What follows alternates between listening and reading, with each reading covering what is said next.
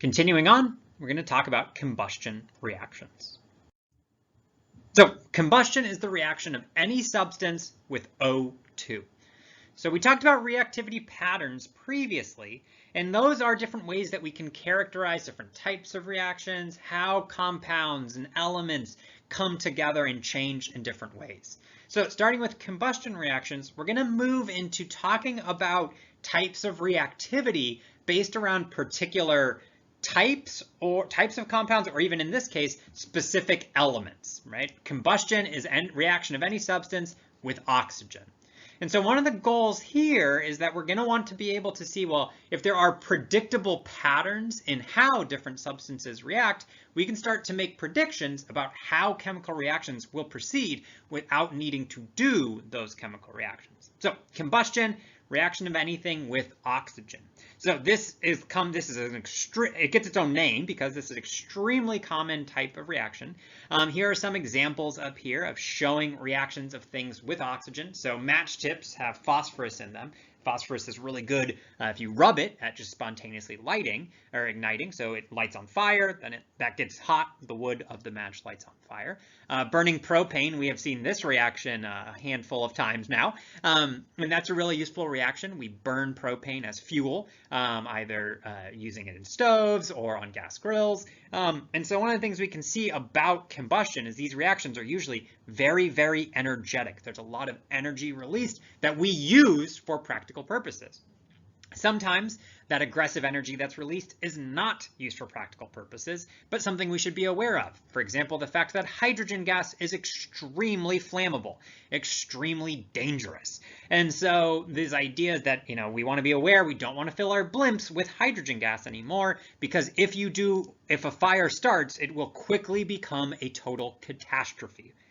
Not all combustion reactions are quite so energetic or quite so showy, at least in their energy. Rust is an example of a combustion reaction where you have iron reacting with oxygen in the air to produce iron 3 oxide. That's rust, and so that is a degradation process. Again, it's a combustion process. It happens really quickly, or it happens really aggressively. It's just a bit slower, and there's not as much flame involved. But we spend a lot of time and effort protecting iron from undergoing this process because it is degraded, right? It corrodes the iron. It loses its good properties associated with being a solid metal. So the thing about combustion reactions is there are always 2 reactants. One, whatever substance is undergoing combustion, and oxygen, right? Those are always the 2 reactants. And one of the reasons why this gets its own name is because we can always predict the products. Whatever substance is undergoing combustion, every single atom type in that compound or element, whatever substance it is, will form a product that's an oxygen-containing compound. So whatever substance you have, whatever atoms are in that, you're going to make one product for each atom type. It's going to be that atom combined with oxygen. So maybe be a look, but we'll look at some examples, parse out how that works. So let's write chemical equations for the combustion of each of the following substances. I have magnesium solid and C2H4 gas. That's called ethylene. In this case, I want a chemical equation, so I know what are my reactants, what are my products is always going to be kind of my go-to strategy for coming up with that. In the case, because it's a combustion reaction, I know the reactants are whatever's undergoing combustion plus oxygen. When we see this word, combustion, we want to be thinking oxygen is one of my reactants with whatever I'm given. You do need to be given the other thing, so for this case, magnesium and ethylene, but it is implied that the other reactant is oxygen. So then my next question is, well, what are the products? What I do is, whatever atoms are in that reactant that's undergoing combustion, I form a compound for each of those atom types of that atom with oxygen. So in this case, I would have magnesium. So I would make there's only one atom in this, it's elemental. So I'd make a product of magnesium and oxygen. For C2H4, I have carbon and I have oxygen. So for each of those atom types, I need a product. So I'm going to end up with 2 products for the C2H4 molecule one is the carbon and oxygen compound, and one's going to be the hydrogen and oxygen compound. Let's write it out, see what it looks like.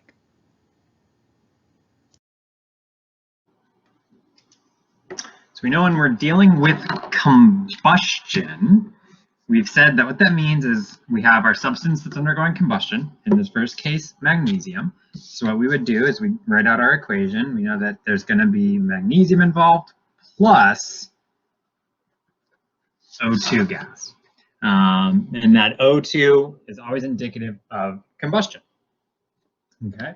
And so then the question is, that is the entirety of our reactants. And our reactants are always going to look like that. And so whatever is undergoing combustion plus oxygen. So we've got those two. So then the question is, what do we produce? Okay, what is the product? And so for our product, what we're going to do is we're going to take all of the atoms in what's undergoing combustion, and we're going to make a compound of them with oxygen. So I need to make a compound out of magnesium and oxygen. Okay? And so we need to think about, well, what is that going to be? What's that going to look like? Well, we can use our periodic table, and we can look up that magnesium is a metal and oxygen is a non-metal. And we know that when a metal and a non-metal form a compound, that compound is going to be ionic, right? Magnesium's over here, that's on the metal side, oxygen's non-metal. So we're making an ionic compound. Question becomes, what charges then are they going to make? We know magnesium as a metal is going to be a cation, so it'll be positive. It's in column 1, 2, so magnesium will be magnesium 2 plus. Oxygen is in column 6, so 6 over here, so this would be 0, -1, -2. So that means we have O2 minus. We can take those charges, move them down. We would then get Mg2O2. Those are both 2's as the subscript. That can simplify to Mg. Oh, okay, so the substance, the product that we will make is MgO, magnesium oxide. When it comes to dealing with combustion, we generally are mostly concerned with what the product is, what that substance is. We don't necessarily, the phases aren't going to be as important. This is an ionic compound. Ionic compounds are solids at room temperature. It's very hard to melt them into liquids or to boil them for that matter. So magnesium oxide is going to be a solid. You could also look that up, what it is, what the phase of that is. But so we have that. I won't worry too much about getting a solid. More important is that you get MgO. There is also another very important part of completing this reaction equation, and that is balancing. This is not balanced as written. Magnesiums are good. I got 1 and 1, but I have 2 O's, 1 O. That is not going to work. In order to balance this, I need to put a 2 in front of it. So then I have the 2 oxygens in that one molecule. Each of these MgOs only has a single oxygen, so I need 2 of them. All right, I put the 2 out front. It affects everything. All right, so that means my magnesium, I now have 2 magnesiums. Over here, I need a second magnesium. So 2 magnesium atoms react with 1 O2 molecule to make 2 MgO formula units, right? That's because it's an ionic compound.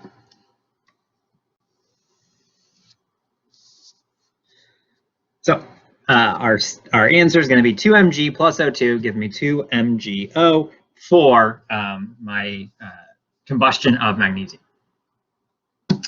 C2H4 is then ethylene. We know the start is going to be the same. My reactants, same idea because it's still combustion. C2H4 gas plus O2 gas becomes some sort of product.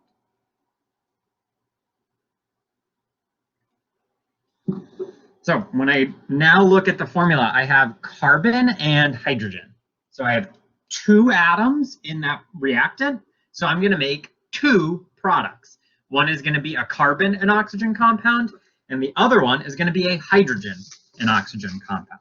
So I have carbon and oxygen, and then I also am going to have to deal with hydrogen and oxygen.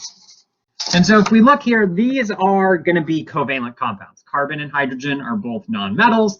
So these are going to be covalent compounds. We cannot predict them like we did with the ionic, where we could use a periodic table, predict charges. We can't do that. What we can do though is basically, it's going to be what the most common oxygen compound of each of those is. So what compound is carbon most likely to make with oxygen? What compound is hydrogen most likely to make with oxygen?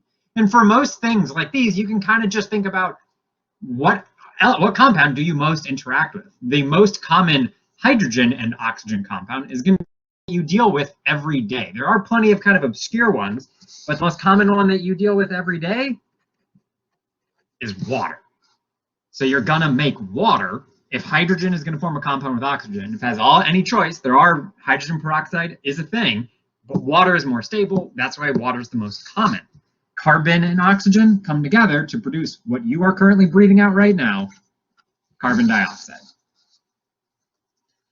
So whenever we have a carbon containing compound that undergoes combustion, one of your products is gonna be CO2. If there's hydrogen undergoing combustion, you make water.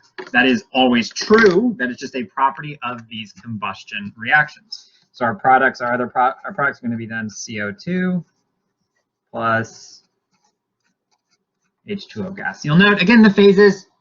Carbon dioxide is a gas at room temperature. Water is normally a liquid, but the reason why it's a gas here is this is burning. These combustion reactions generally produce a lot of heat. Again, I wouldn't worry too much about the phases. What's more important is that you got water down.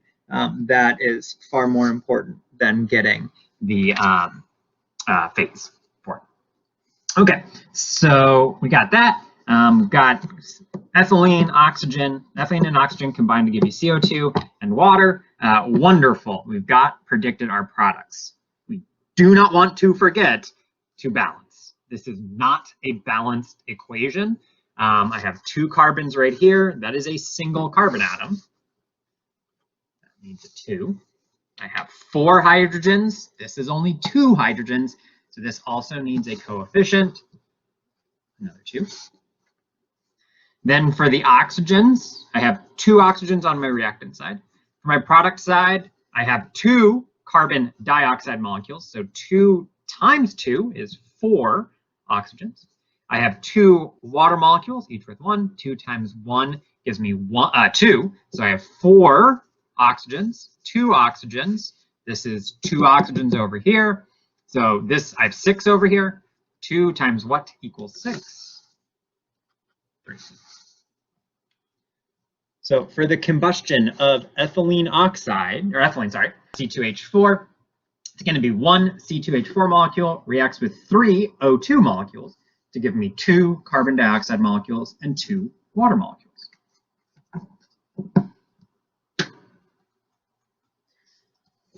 And so any sort of covalent compound we would need to theoretically memorize, you know, like say nitrogen, phosphorus, sulfur, all these non-metal elements. There is a most likely oxygen compound they make, oxide that they make. Really functionally, we just need to remember that carbon is carbon dioxide and hydrogen is water. This reaction where you have a compound that's made of carbon and hydrogen reacting with oxygen, most fuels that we burn look like this, and when we burn it, we're reacting it in combustion.